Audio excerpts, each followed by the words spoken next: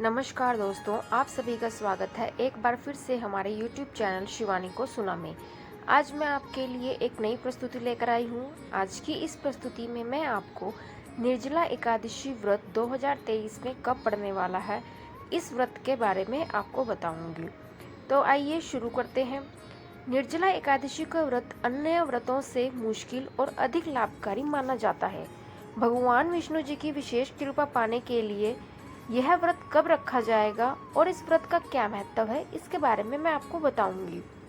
हर साल ज्येष्ठ माह के शुक्ल पक्ष की एकादशी तिथि को निर्जला एकादशी का व्रत रखा जाता है। धार्मिक मान्यता के अनुसार भगवान विष्णु को प्रसन्न करने और उनका विशेष आशीर्वाद पाने के लिए इस एकादशी का व्रत रखा जाता है। हालांकि अन्य व्रतों के मुकाबले यह व्रत बहुत ही कठिन माना गया है। मान्यता है कि जो भी व्यक्ति निर्जला एकादशी का व्रत रखता है उसे अन्य सभी व्रतों का पुण्य फल प्राप्त होता है।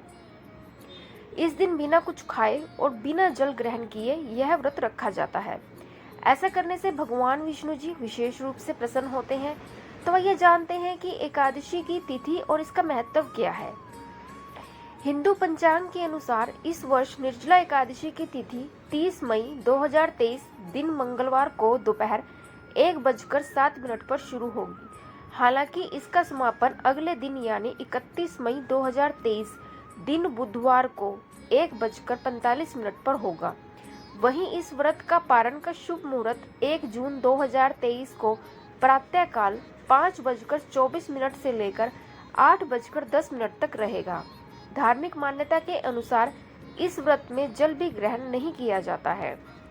और धार्मिक मान्यता की यह भी है, एकादशी का व्रत बहुत अधिक महत्व है। इस तिथि पर जो भी निर्जला एकादशी का व्रत रखता है उनकी सभी इच्छाएं भगवान विष्णु जी पूरी करते हैं। माना जाता है कि यदि आपने साल भर कोई भी व्रत नहीं रखा है लेकिन आप यह व्रत रखते हैं तो आपको अन्य सभी व्रतों का फल प्राप्त होता है। ऐसा करने से आपके सभी पाप भी धुल जाते हैं और आपको सुख समृद्धि भी प्राप्त होती है। साथ ही आपके सारे रोग भी मुक्त होते हैं। निर्जला एकादशी को भीमसेनी एकादशी के नाम से भी जाना जाता है। मैं आपको इस प्रस्तुति में एक निर्जला एकादशी व्रत से जुड़ी हर एक जानकारी दूंगी। हमारे चैनल के साथ आप बने रहे। अगर आपने हमारे चैनल को अभी तक सब्सक्राइब नहीं किया है तो चैनल को जाकर सब्सक्राइब कर लें, घंटी वाला बटन दबाएं, क्योंकि निर्जला एकादशी व्रत से जुड़ी हर एक जानकारी मैं आपको अपनी चैनल के माध्यम से दूंगी। तो आप हमारे चैनल को जरूर लाइक और शेयर और सब्सक्राइब कर लीजिए। तो मैंने आपको अभी निर्जला एकादशी के शुभ मुहूर्त के बारे में जानकारी दी है। अब मैं आपको बताती हूँ निर्जला एकादशी 2023 के अनुष्ठान के बारे में। जैसा कि नाम से ही पता चलता है कि निर्जला एकादशी व्रत 2023 को पानी की एक बूंद भी नहीं पीनी चाहिए इस व्रत में। इसलिए यह व्रत सबसे सख्त और सबसे पवित्र व्रत माना गया है। गर्मी के मौसम में भी यह व्रत पड़ता है। भोजन से पूरी तरह परहेज करना कोई आसान काम नहीं है। निर्जला एकादशी व्रत 24 घंटे तक रहता है, जो एकादशी तिथि के सूर्योदय से शुरू हुई होकर द्वादशी तिथि के सूर्योदय तक होता है।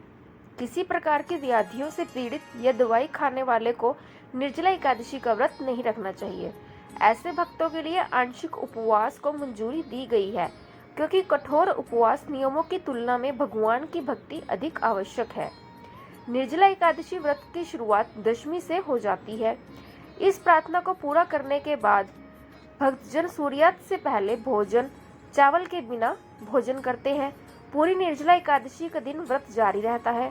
व्रत का पालन करने वाला 12वें दिन भगवान विष्णु की पूजा और ब्राह्मणों को भोजन करवाने के बाद उपवास तोड़ता है, यानी कि एकादशी को 11वां दिन और 12वां दिन द्वादशी तिथि को माना जाता है।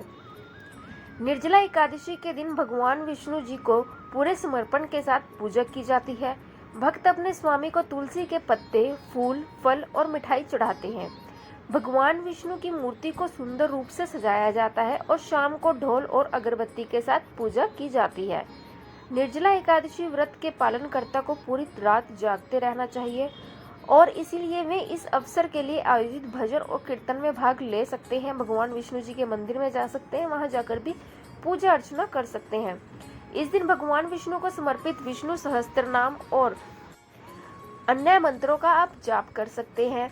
निर्जला एकादशी पर गरीबों और जरूरतमंदों को कपड़े, भोजन, पानी और अन्य आवश्यक वस्तुओं का दान करना बहुत ही अच्छा माना गया है।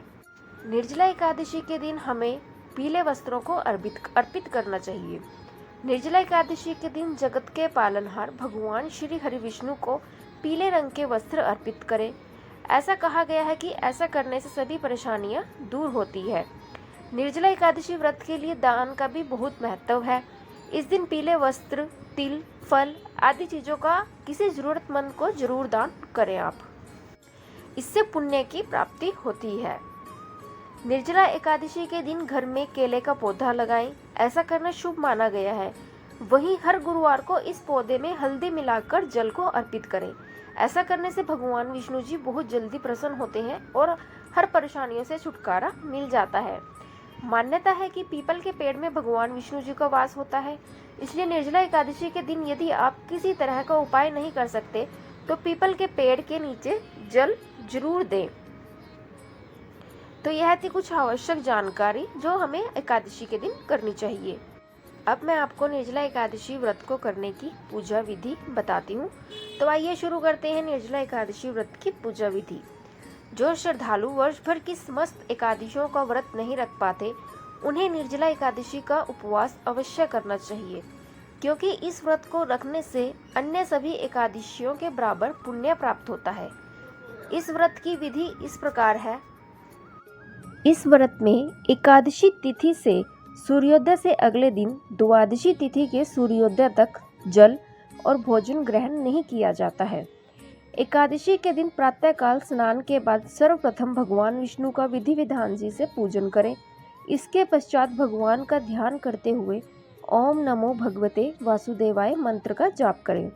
इस दिन भक्ति भाव से कथा सुने और भगवान का कीर्तन करें। इस दिन व्रती को चाहिए कि वह जल से कलश भरे व सफेद वस्त्र को उस पर ढककर रखे और उस पर चीनी तथा दक्षिणा रखकर ब्राह्मण को दान दे। इसके बाद दान पुण्य आदि कर इस व्रत का विधान पूर्ण होता है। धार्मिक महत्व की दृष्टि से इस व्रत का फल लंबी उम्र, स्वास्थ्य देने के साथ साथ सभी पापों का नाश करने वाला माना गया है।